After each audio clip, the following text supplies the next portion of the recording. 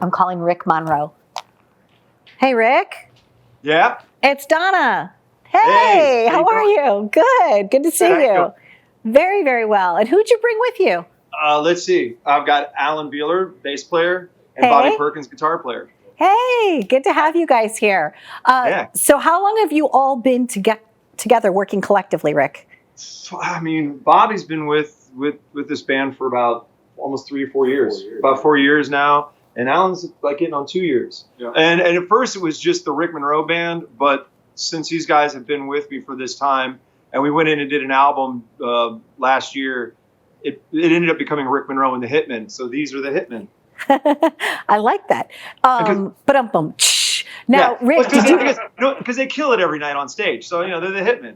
I got it. Oh, I love that. So, Rick, I was telling my daughter Elise how we met because I found your wallet.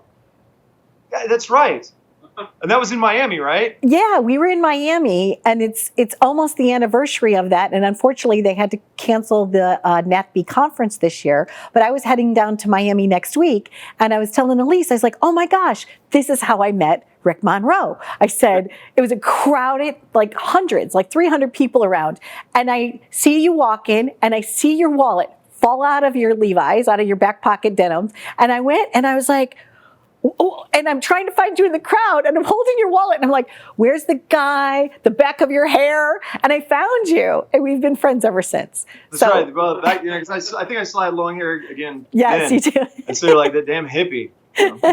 Well, you stuck out in the crowd, and you're quite a bit taller than I am, right? How tall are you, Rick? 6'1". Yeah, so it was a little easier for me to find you. I'm 5'1", so it would have been hard for me in a crowd. But welcome to the show, guys. I'm really so impressed by your most recent single. It's such a beautiful song, God's Ear. Rick, can you talk to us about the inspiration for that song? Well, the inspiration on that song was I was on a writer's retreat with a bunch of different writers. It was up in the Georgian mountains, which is kind of like part of the Blue Ridge. And we were just kind of hanging out, and we were actually in between writes. When you do a writer's retreat, you get like 15 writers, you separate them all, give them an amount of time to write songs, and then they show up at the end of the day. Buddy Casey Timmer and I were sitting around in between writes, and we started talking about the story. And I said, man, I had this idea called God's Ear. And he's like, man, I just had a buddy call me and ask me to pray for him. I was like, okay, well, let's talk about it. So we started talking about the story, and within probably 15 minutes, we had written the song. Because everything fell right in line with it. So it's the song is actually about an actual friend of Casey Timmer's. And then we just kind of developed it from there. I've lost a lot of people to cancer in my life, and I know you've lost people from various ways. When you sing that song, do you feel, the three of you, that you're actually talking to someone? Oh, definitely. I feel like every time we play this song live, you can feel it. I mean, actually, it was one of the only songs I've ever almost actually cried while recording it. So actually, I think I did cry when I was recording it. I'm not sure. And then every time we play it live, you definitely feel it. You can feel the energy in the room when we do the song. What has the reaction from people been so far? Have your fans been writing in about it? Well, we've had some pretty amazing things. I mean, we just actually had somebody ask us to start a prayer chain for them because I think it's her grandson. Yeah, a friend of mine's daughter's son was born with his left and right ventricles and his heart reversed. So he's been having to have multiple surgeries, and it's been very touch and go for him. Yeah, so they've reached out, and we started a prayer chain for them. We've had a bunch of people who said that they've been dealing with cancer and all kinds of different issues, and they find strength in that song. So, I mean, that is probably the best thing that you could ever hope for as an artist.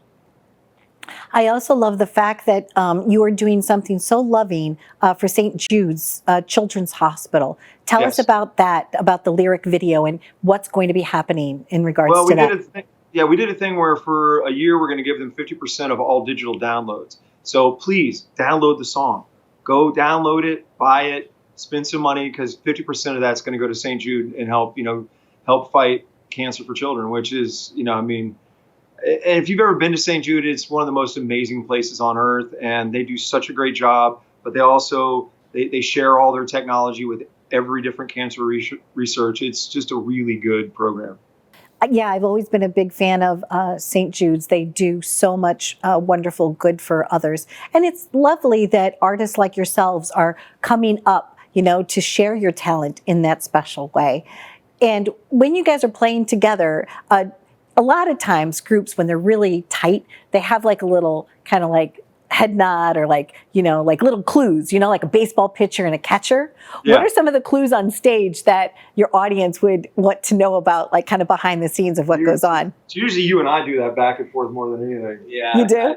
Because when he's doing solos, a lot of times if he's kind of feeling it, you just kind of won't let him go. And then he'll just kind of, or if he's kind of not, he'll just kind of look at me and be like, Or I'll kind of look at him like, can we get out of this? I am butchering this. Yeah, I mean, I guess we've been around each other so much that we just basically by just looking at. We also have a little microphone that we can only hear each other, so we tell each other weird stories and fun stuff, which hopefully will never get out to the public.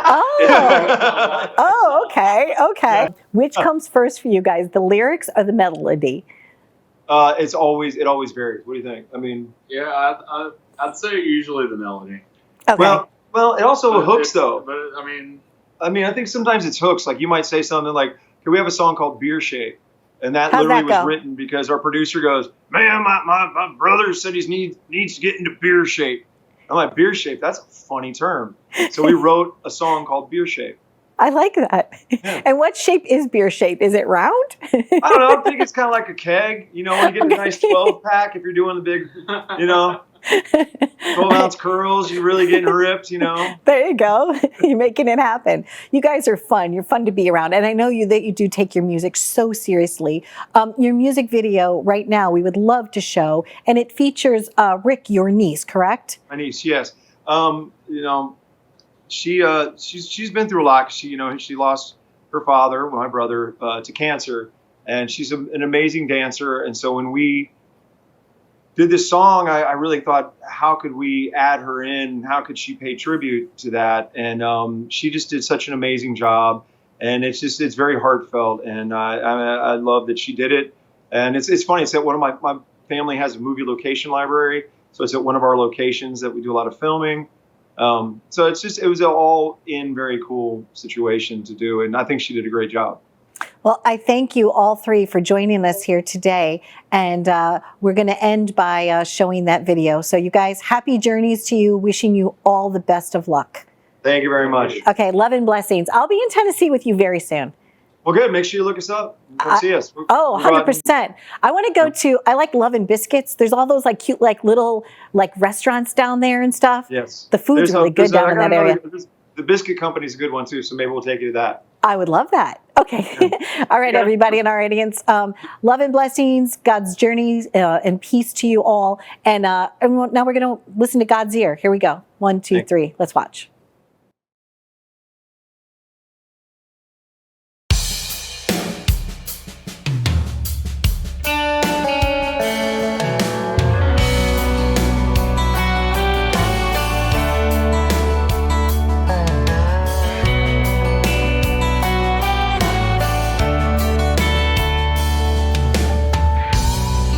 Said, I know it's been a while,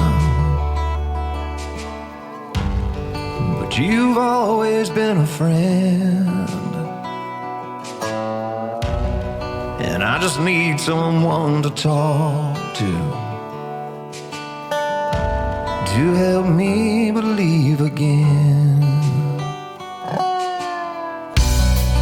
This year has been a tough one. I lost my job, my girl's real sick. The radiation just ain't working, and those bills keep pouring in. So brother, would you pray? Lord knows I could use a little faith. So find it in your heart, sing one up, say it loud, and make it crystal clear from your lips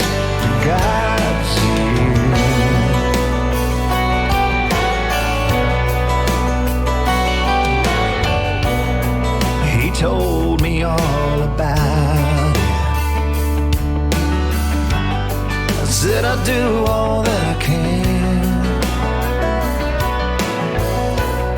But he'd love to hear it from you. Yeah, you just gotta let him in. So brother, would you pray? Lord knows you could use a little faith. So find it in your heart, send one up, say it loud, and make it crystal clear from your lips to God's ears. They're always open. I know your heart's been broken. I know you need to find a way.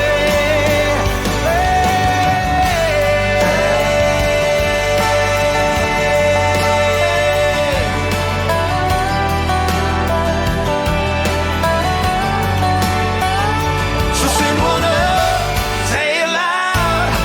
He's always there to hear. Brother, would you pray?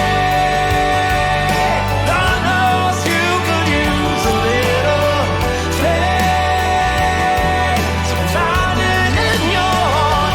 Send one up, say it loud, and make it crystal clear from your lips to God's ear.